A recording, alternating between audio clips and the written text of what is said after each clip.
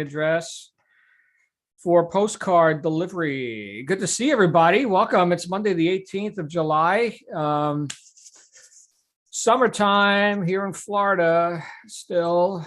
In fact, my wife and I were just having a conversation today about next summer. We're going to the mountains. I said, Idaho, Montana, Utah, definitely not Florida. But you know what? People actually vacation here in the summer. I don't know why, but they do. So anyway, good to see you all, including and especially Virginia Pipitone, who's been in the land of enchantment for 4 months, and she is back in Colorado. So good to see you, my friend. Thank you for all the e-cards you send me too. I read some of them. Thank you. I think you've got me on the list of e-card delivery. Yes. For the holidays, just at the holiday times, I send them out. Thank you so much. Thank you. People in Florida vacation in Tennessee in the summer months, just so you know. Right. But I'm a Westerner. I'm still not really a Floridian. So I think Montana, Utah, Idaho. Yeah, there's the mountains I'm looking for. Hey, guess what, everybody? Tonight at 9 p.m. Eastern U.S. time, we are going to have our book study group with the Dale Carnegie, How to Stop Worrying and Start Living. Let me go ahead and share my screen just to make sure everybody knows what we're reading or what we're reviewing tonight. Hopefully you've been reading this. This is the Kindle version, and they couldn't spell Dale, apparently. That's interesting. Table of contents. We're reading part 1 and part 2. So that is 5 chapters plus the intro stuff. That's about 20% of the book. So we're going to cover this book in 5 weeks. At least that's our intent. And we're going to learn how to stop worrying and start living, which I think, that sounds like a good idea. Anyway, I'm glad to be here with you all. Today, I want to talk a little bit about your daily mission. Virginia's been on a mission, right? She was out on location, deployed, and doing the thing, right, for a specific purpose. It took a month longer than she had originally expected, right? We were thinking 3 months, that was 4.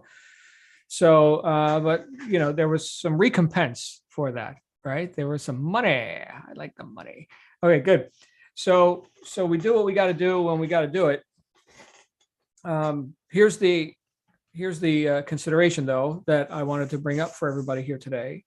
What if you don't have a mission that you've been assigned and it's on the calendar and you've accepted your mission, and this tape will self-destruct in 5 seconds, right? So let's say you're on a mission, which is quite possible, okay? But let's say you're not. Let's say that it's just, same old. Did I ever tell you guys the story about old Joe, the guy at the Buick dealership? All right, so quick recap, because I know we've got some newer members here as well, or you may be listening on YouTube, in which case, let me bring you up to speed. So back when I was 18 years old, I graduated high school, believe it or not, and I went to a diesel college down in Nashville, Tennessee. It's still there. It's no longer called what it was called now. It was purchased by another corporation, but I was learning how to be an automotive and diesel technologist and diagnostician. And so I went to Nashville, which was one of the best schools in the country, to learn how to do this. And while working my way through school, I would fix people's cars in the evenings and stuff like that. But I also had a day job at one point, and it was lot attendant at a Buick dealership. Is Buick still in business? Yes. General Motors shut down Pontiac a few years ago, but Buick is still happening. Okay. So anyway, the picture this. So you got this big lot full of cars. Okay.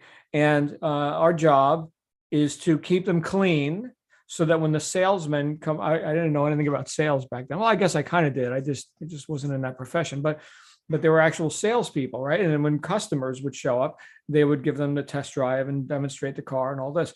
So our job was to make sure the cars were presentable. And of course, you got rain and dust and everything else.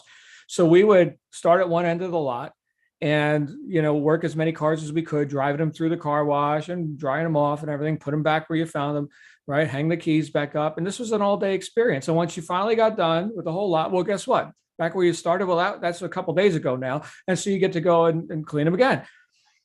Anyway, one of the guys who was there, who also had the same job, was old Joe. And he was like 100,000 years old. Okay, this guy, he'd been around, he had seen it all. And any day where we got to work at the same time, I would come in, hey, Joe, how's it going? And he always said, same old soup, just warmed over. Now, he didn't seem miserable to me. He seemed like he was just biding his time, and he's since passed on. I remember hearing that old Joe left the planet, right? So, but he was just, doing something to keep busy as a retiree. Same old soup, just warmed over. And I thought to myself, I never want to say that. Later, after having become a diesel mechanic and getting into the trades, and then transitioning out of that work and into sales and marketing, I actually bought a franchise, right? I was the tool dealer, right? I would go around to automotive shops and sell tools. And I remember walking in to some of these auto shops, and now, as you know, my role had changed, right? Here I was to engage with my customers who were the mechanics working on people's stuff. And hey guys, how's it going? And I would hear come out of some of their mouths, same stuff, different day, right? Or they would use other, explicatives. But it was the same sort of, we're not really accomplishing anything. It's the same thing. I'm going to fix broken cars today. I fixed broken cars yesterday. I'm going to do that again tomorrow. So what am I conveying to you? That there was a lack of vim, right? There was a lack of enthusiasm. And now, as the sales guy, right, I would attempt to, bring them up a bit, right? Show them the new, promotions, check out the screwdriver set. Oh my goodness, you can't live without it.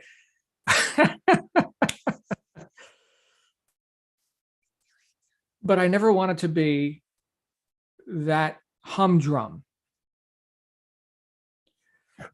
I don't know, maybe when I'm as old as old Joe, maybe that'll be it. Watch the grass grow and, wash some cars or something. If we're still using cars at that point, who knows with the way the world's going. But the idea is that I prefer to be on a mission. I prefer, and I think we all do, to be engaged, excited, enthusiastic, and with targets. And with an idea of timelines and actual accomplishments.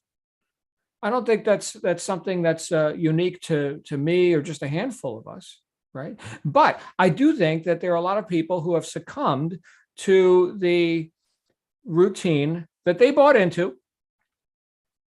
That's just same soup, just warmed over.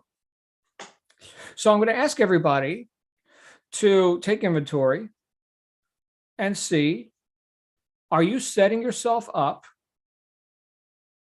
on a daily basis to go on a mission? Something exciting, something you can accomplish. Or is it same old, same old? Because we can easily fall into that pattern, can we not? I mean, look, this is how much of the world experiences life. Right? If you think about it, back in the days of the cavemen and cavewomen, right? The routine was not get killed. That was part of it. So I guess there's some excitement anyway, right? Saber-toothed cats and whatever. So that was part of it. So a little bit of excitement, having your life threatened 3 times a day on average, but also go hunt and gather, eat what you kill, right? So there's a mission. And here in modern times, while we may not be out there, in the jungle, hunting, whatever, we still could have a mission. Even though we're not having our life threatened 3 times a day, we still could have a mission. And as much as we like ease and comfort, right? I mean, just that stuff sells. Right. I just think of anything that you've purchased in modern times. It solves your problem. It makes your life easier. Right. We got dishwashers. We've got, refrigerators. It's spectacular stuff. OK, so you don't have to go out and kill today to eat today. But can we not set ourselves up with something that excites us that we could accomplish? If not, then it's just same old, same old. So I'm going to refer now to one of the classic books that we've read in the past year or so, which is Steve Covey, 7 Habits of Highly Effective People. In that book, he elucidates 7 things that you could do habitually to be highly effective, right? So that's the title of the book. It was very, very well titled. Okay. And the first one is to be proactive, right? Which means that you are assigning the cause point to yourself, and therefore you intend to have an effect, right? You intend to be effective. Therefore, you're being proactive. And in later chapters, later habits, he talks about the idea of first things first. In other words, that's one of the other habits, right? Is that planning out not just a day, but planning out a week reveals you as proactive, right? You're thinking ahead. You're saying, oh, you know what? This is going to happen on this day and that day. I remember listening to a lecture where Covey said that if you're just planning a day, then you're still kind of in crisis management mode. You haven't quite divorced yourself yet from the urgencies, right? Because this day, all right, what am I going to do this day? Well, I got to take care of these urgencies, right? But we want to get to the point where we're dealing with importances, but not just urgencies. They may or may not be urgent. Hopefully they're not urgent, but they're important because we've got a longer vision. Okay. So there's the advantage that we have over Mr. and Mrs. Cave people, is that we can think a little bit further ahead. It's not just daily basic survival stuff, like animal level kind of stuff, right? So that's called progress, I think. So can we then use that agency, since we have the opportunity to think ahead a little bit? Can we use that and put some agency into actual proactive planning? The answer is yes, we can. And if we do that with thinking with the end in mind, which is one of the other habits, if we do that, then we can actually find ourselves on a mission. With or without being told, like in a military sense or something, here is your mission. We can actually tell ourselves that. A lot of us here are our own bosses, so to speak, right? I know in the business opportunity space, that's a catchphrase: fire your boss. Okay. Well, if you fire your boss at your job, hopefully you hired yourself, right? You hired yourself as the person who, is worthy of recompense, right? Worthy of your salary, so to speak. Okay. And you can also, playing both roles, you can also give yourself those missions, those commands, those directives that you can then fulfill, again, with enthusiasm, with vim, right? And vigor. In other words, it start with V. So what mission are you on? And hopefully it's a good one. Now, if you're coming up with no answer, well, that's an indicator. That's an indicator. Now, I'm going to give you a couple tools, a couple ideas that you could use to make this more real for you, right? So I referred, like, in the sense of like a military mission. That's pretty real. You're on location, or you're going to the location. You've got the equipment, right? And so, if bullets start flying, that it doesn't get any more real than that, right? So there's nothing vague about how real this is in that sort of a setting. But in the subjective world of, business and e-commerce and all the stuff that we do, we got to find ways to make this real. Because again, as easy as it is to do the right thing, it's even easier to just not do it. So the first thing that we can do to make this real for us is partner up. You've all heard, hopefully you have heard of the idea of accountability and an accountability partner. In my, Shannon and I, we run our advanced, accelerated group, our coaching group for CEOs and people who are, course creators, coaches, things like this. And one of the positions that we have, one of the employees that we contract with is an accountability coach. That's their role, right? They do that, and they also do like some customer support kind of stuff. But they have meetings where people can report in, and these are grown-ups. Okay, we're not talking about children. These are adults who have invested some money to be a part of the group and to participate and to do the training. And but again, as easy as it is to execute the stuff, it's even easier to not do it. So all right, so let's set some targets, says the accountability coach.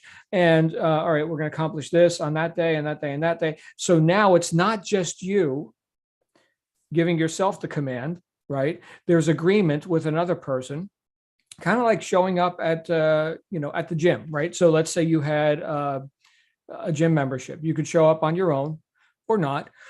You could hire a trainer, and now there's agreement, there's accountability. It's more likely that you're going to show up. I mean, you paid for that. We tend to value what we paid for. So one thing you could do, and you don't have to pay for it, okay, is you got somebody else in similar or same business as you. You can partner up and you can do that sort of thing. I know we have accountability groups that exist right here in the mastermind group. We got some people engaged in different forms of business.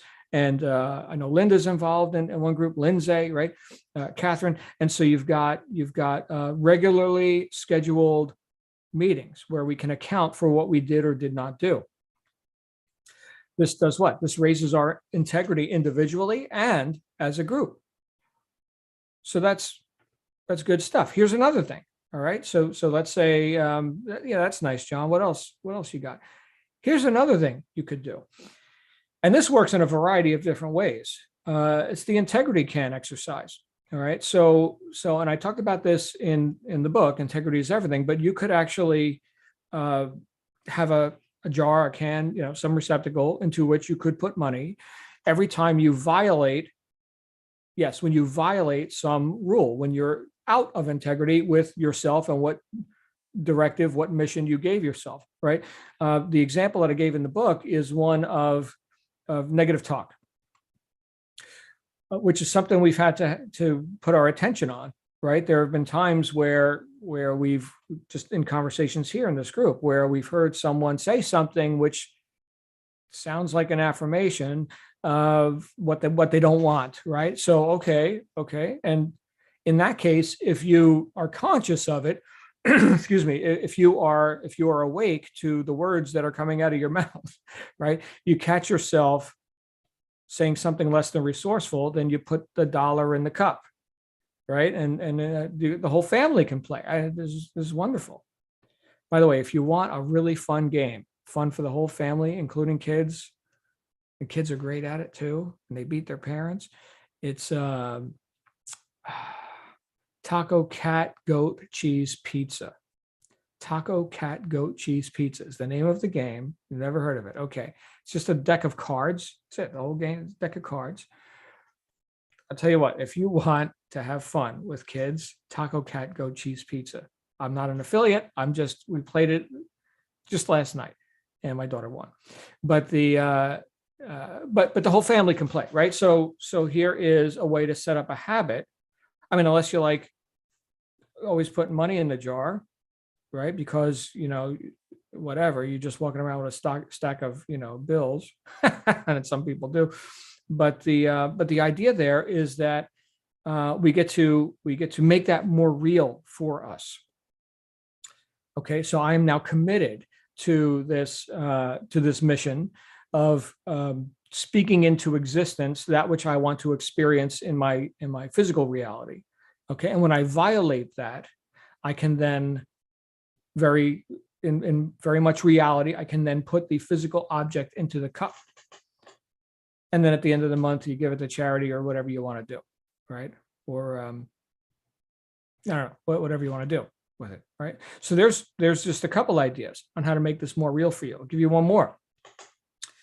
And we've talked about this before, is if you have reminders, if you have visual representations of what it looks like with the end result accomplished. In other words, you accomplish your mission, or let's say that the bigger, you win the war and you got lots of missions, a lot of battles, en route to that. Okay. But here's the vision of where you're going with the car, the house, or in my case, the home improvement stuff. I've actually got, I've got pictures that I put in my little, I got a folder here that I can pull up and look at pictures of different things that I'd like to see, in the house, right?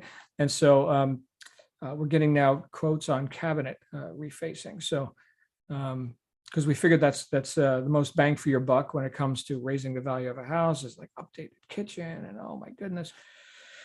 So so we're looking at this stuff, right? And the more you think about stuff, the more real it is for you. And guess what? You attract, right? So this is another way to have more reality with the mission that you're on. Now, what if you don't have physical things that you're after? Okay, there's going to be some physical reality to you accomplishing that which you are intending to do, right? So even if it's let's say a fitness goal or something, you can get visuals, right, out of any like fitness magazines, things like this. There's no shortage of pictures of, here's the muscle guy or the bikini girl and whatever, and you could cut the head off or whatever, and you can create visuals to, again, make that more real for you. Here's what it would look like. It's not like you need to go buy something, you just need to do something.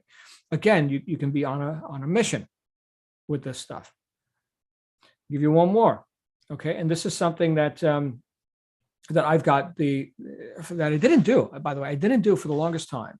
And then my wife and I decided we're gonna create some very mission focused business actions. And in order to do this, it would be good for us to meet each day, kind of like an accountability partnership, but this is more of a planning and target setting, a battle plan.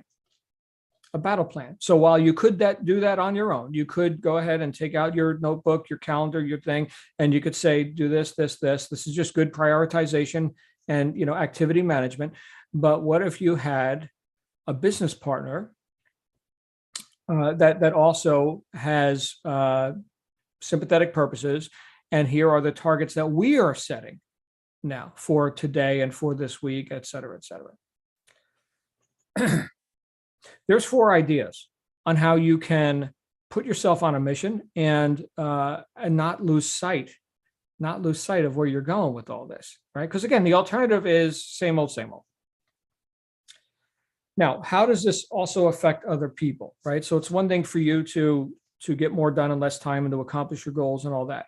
But as we've all read, I think everybody here in this group has read The Science of Getting Rich by Wallace D. Wattles, the impression of increase.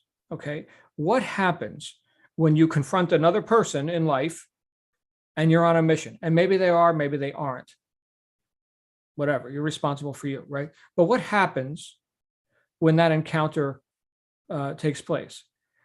That person gets to meet somebody enthusiastic about life. That person gets to meet the man or woman of advancement, of increase. Is that attractive? Well, let's go back to the auto shop thing where I'm selling the tools to the guys. I sold a lot of tools. Anytime someone gets that impression of increase, anytime you can lift someone up a little bit.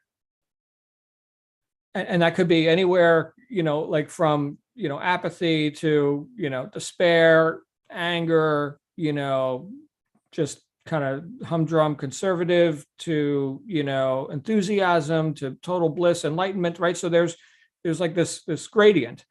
And at any time that you're in communication to whatever degree with another or others, and they come up a little bit, right? Guess what?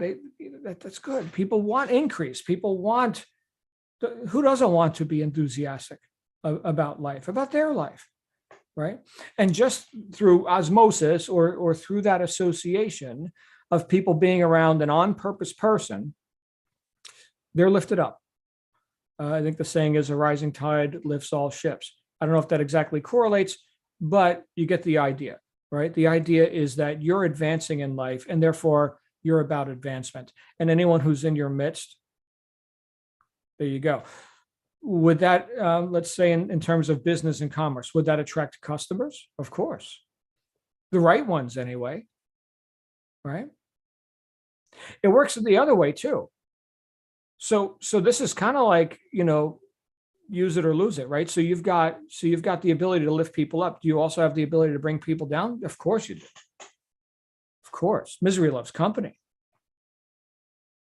Last week we talked about when we publish, when we post, when we do things like on social media or email or video or whatever, that two things I mentioned. One is you want to have the purpose of that media in mind. So what do you want the viewer to do? Like, why am I shooting this video? What is the end result of this video? Is there a call to action? So always know that all roads lead to whatever the purpose was for the video and why you're publishing it in the first place, or the email or the post or whatever the media is, right? The other thing that I mentioned that we should have in mind at all times is who's doing it. Who's doing it? And we talked about some words that you could adopt, assimilate, right? Assign to yourself, descriptive words of things like virtues and character strengths, right? In fact, strength was one of the words that I use, right? How do I show up? Anytime I show up, how do I show up? Strength, humility, confidence, right? These are words that who's doing it, that describes who's doing it. Okay. And then you do it with purpose, and you keep showing up as the right person with the right message to the right people. So that's all part of executing your mission. So keeping that in mind, right? How am I now showing up when I'm on a mission? How am I showing up in the lives of others who I may not even know who are looking, right? By the way, one of those people who's always looking, whether I know it or not, is my daughter. How am I showing up? Now, yesterday, she was out with her mom, and they came home, and I was in the middle of solving a problem, and I was not the happiest guy in the world, which I had to apologize for, because they walked right into it. All right, it's a little frustrating thing, avoidable, whatever. But there's this. This just came up for me. There is this quote from A Course in Miracles. Anybody ever read that? A Course in Miracles. And it said, whenever you have the choice to be right or to be kind, always choose kind. That could also be part of your mission directive, right? We're talking about lifting people up, showing up as the right person, right? It doesn't mean that sometimes, you gotta, have the, instruction given to my daughter, right? So sometimes I got to do that. But to do that, remembering who's doing it, remembering, oh, it's the person. What's the mission? What's the mission? The mission is to raise a, happy and independent, productive person, right? So that's the mission. It's my daughter, right? My role is to, be a father, right? So can I remember my mission? Even in, the moment of, John's frustrated with stuff, problems that were avoidable that now I got to solve, right? Yeah. Yeah, and it's minor stuff. So you see, when we have a mission, all these other little ankle-biting things get put in perspective. Henry Ford said, obstacles are those frightful things we see when we take our eyes off our goals. So when I have this mountain that I'm climbing, scratching my ankle with a little piece of shrubbery is like, whatever, right? Think about it. It's an interesting analogy, right? If you're just sitting there, on your patio or something, and, you got a little scratch because, I don't know, the cat, did this or something. Oh man, oh, that hurts. Oh, why'd the cat have to do that? Right. So now it's a big deal. But if you're like summiting the mountain and the thorn on the, on the whatever, the sagebrush, and you got a little scratch on your ankle, you barely notice. Right? You notice that? Like when you're on a mission, the same problem, scratched ankle, right? Same problem, you barely notice. But just sitting there lounging, no mission. Oh, now you notice. So this whole idea that I'm presenting to you today is one to not only help you accomplish more in less time, but for you to gain perspective on what actually matters. The mission versus the scratched ankle. I hope this made sense. I'd love to hear if you guys got some thoughts. Again, I'm celebrating the triumphant return of Virginia Pipitone, the cookie queen. You know what? We're halfway through the year, and like I'm getting ready for Christmas cookies again. So I'm just saying. I'm just saying that's a mission that I'm going to go on. Anybody got some thoughts on this? Come on down. Let's hear from you. Or if you'd like to share what mission you're on or what mission you'd like to be on, and then and that'll be real for all of us. We can all hear it. Now it's real for, you get to hold yourself to account. Hi, Virginia. Hi, well, I can go first. Yeah, I'm gearing up for the end of the year with the cookie book too. Got to order some more, keep playing games with Amazon.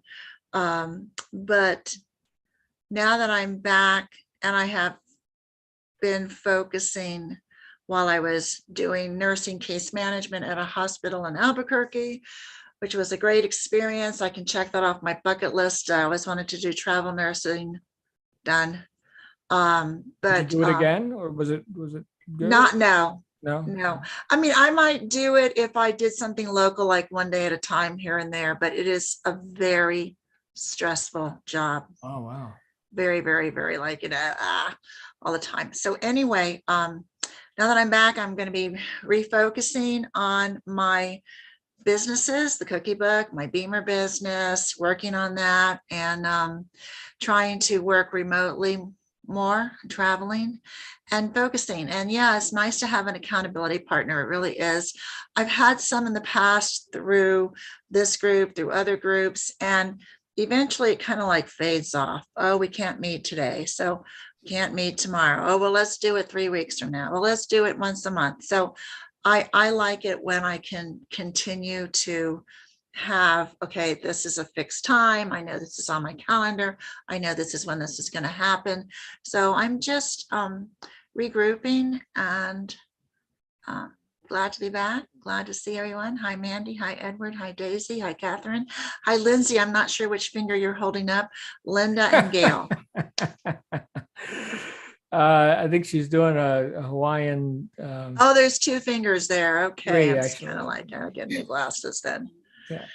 So she can account for that, though. Lindsay, if you would, please explain. You're still shot. I really don't remember, but it was changed.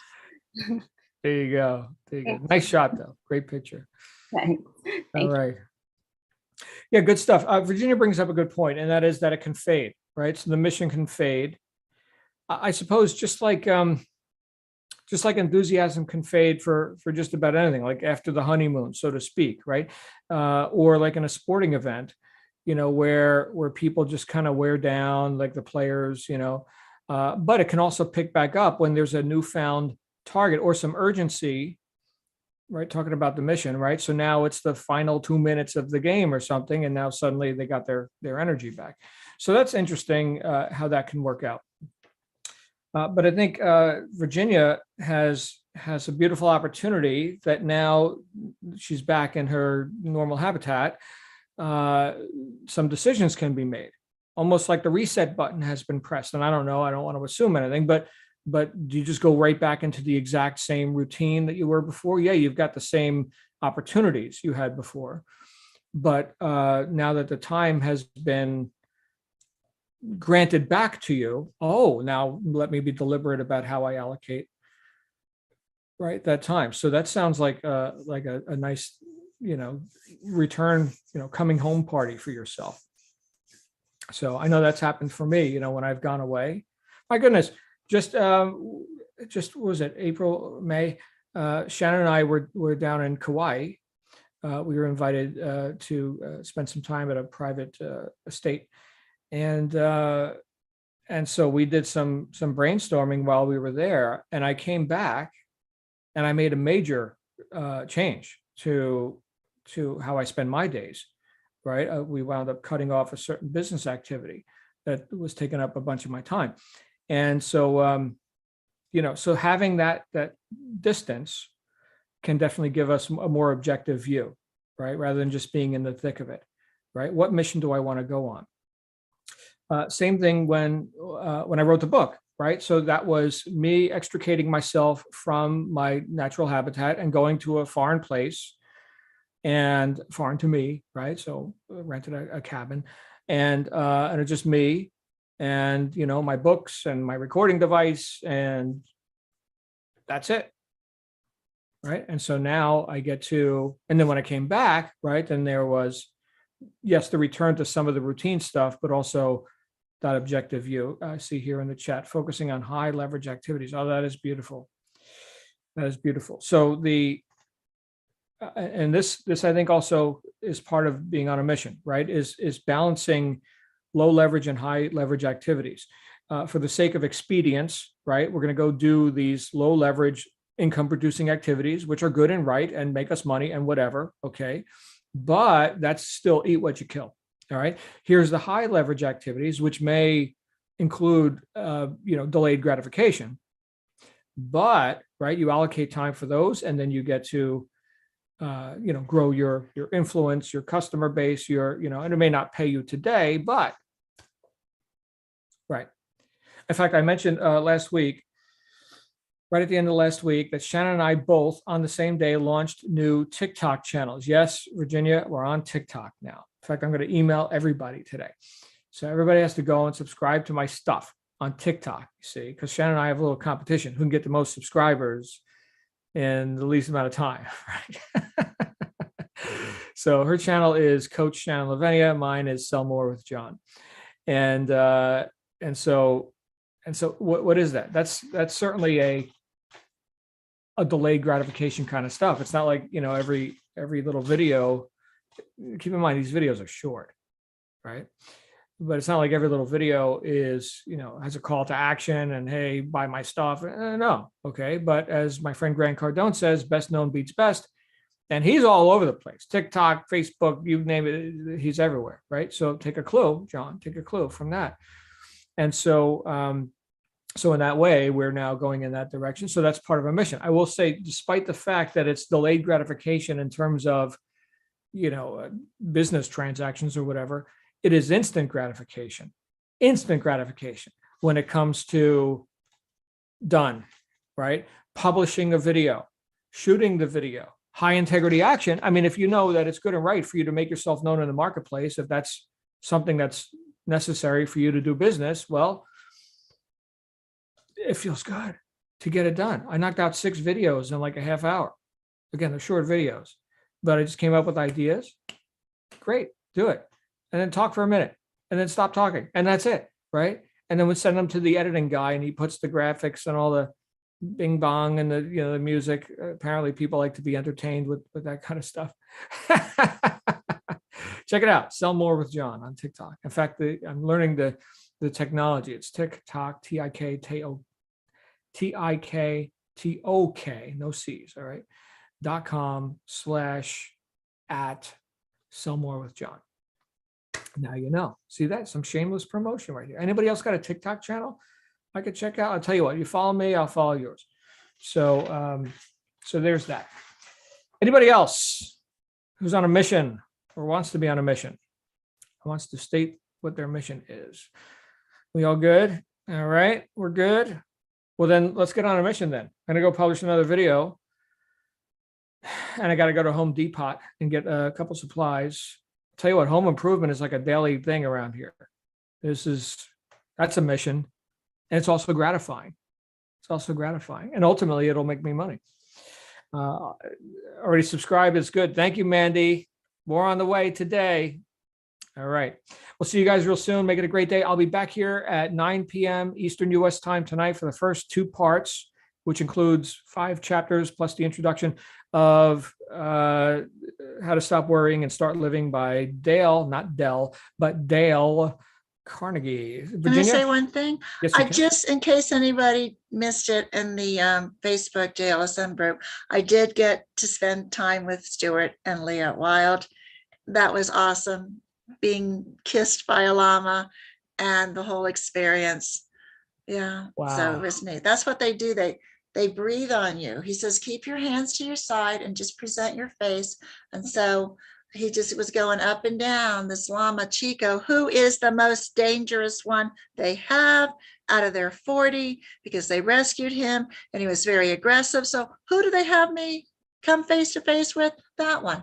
But it was so cool. And he would just breathe on me. And then I finally kind of breathed back on him, and he went back. I go, okay, I got mint gum in my mouth. I'm sorry, but that was awesome. And it's amazing how people look the same in person as they do on Zoom. So yeah, Stuart looked just like Stuart. We had There a you great go. time. That's great. We had a great So they time. don't spit like camels? Yo, they do, but I guess I didn't upset him. Oh, Just okay. like he says, keep your hands to your side. Don't reach out. Just give them your face. So yeah, Wow. go Most on the vulnerable JLSM. part. Go on your Facebook group and you'll see some of I- my pictures there. All With right. Stuart and Leah. It was fun. Thank you, Virginia. That's great. All right, my friends, 9 p.m. tonight, book study group. I'll see you there.